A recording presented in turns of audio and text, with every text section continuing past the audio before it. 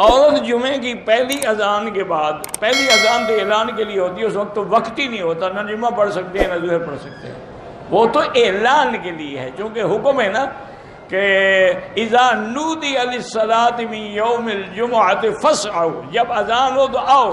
اب اگر ہم دوسری اذان کے انتظار میں بیٹھ رہے ہیں جو امام کے آنے کے بعد ہوگی، پھر آپ کیسے آئیں گے مسجد میں؟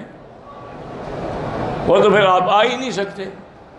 بدر البیع، پھر بیع شرا کب چھوڑیں گے؟ جب امام خطبہ شروع کر دے گا۔ یہ پہلی اذان حضرت سیدنا عثمان رضی اللہ تعالی عنہ نے اپنے دور میں شروع فرمائی۔ لوگ زیادہ ہو گئے، انہوں نے فرمایا کہ کوئی لوگ نماز سے نہ رہ جائیں، انہوں نے اعلان کر دیا کہ پہلے اذان دی جائے۔ لیکن چونکہ حضرت عثمان خلیفہ راشد ہیں، اس لیے ان کا عمل جو ہے وہ بھی سنت محمد مصطفیٰ، علیکم سنتی و سنت الخلفاء الراشدین المہدیین تمسکوا بہا وعضوا علیہا بالنواجذ۔ یہ جو آج کل لوگ کہہ دیتے ہیں نعوذ باللہ بدعت ہے، اللہ کے فرمان کے اور حضور کے فرمان کا انکار ہے۔ حضور فرماتے ہیں میری سنت اور میرے خلفاء کی سنت، آپ کہتے ہیں بدعت ہے۔ خدا کا خوف کریں، کبھی عمر کو بدعتی کہتے ہو، کبھی عثمان کو بدعتی کہتے ہو، اللہ ہدایت دے، اور کیا کہہ سکتے ہیں۔ کہتے ہیں کہ نکاح کے اندر ایجاب قبول کے وقت 3 دفعہ قبول قبول قبول کہنا ضروری ہے، یا دل میں صرف نیت، تو دل کی نیت سے نکاح نہیں ہوتا۔ دل میں نیت ہے، کسی کو کیا پتا کس کی نیت کی تم نے، اس لڑکی کی ہوئی یا کسی اور کی ہوئی ہے۔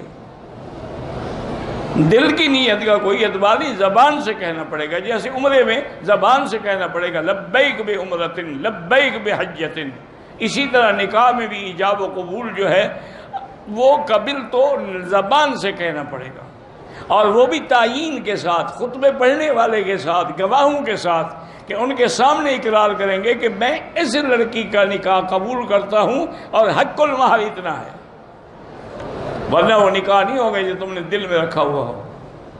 کہتے جی کہ جب ہم امام کے پیچھے نماز پڑھیں، اگر حنفی ہیں تو پیچھے فاتحہ نہ پڑھیں، خاموش رہیں، کیونکہ ایک حدیث مبارک میں ہے کہ قراءۃ الامام لہو قراءۃ، امام کا پڑھنا جو ہے مقتدی کے لیے پڑھنا کافی ہے۔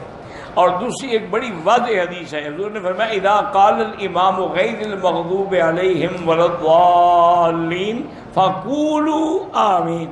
اب معلوم ہوا کہ فاتحہ پڑھنا امام کا وظیفہ ہے، ہمارا وظیفہ آمین کہنا ہے۔ باقی جو پڑھتے ہیں ان پہ اعتراض نہ کیا کریں۔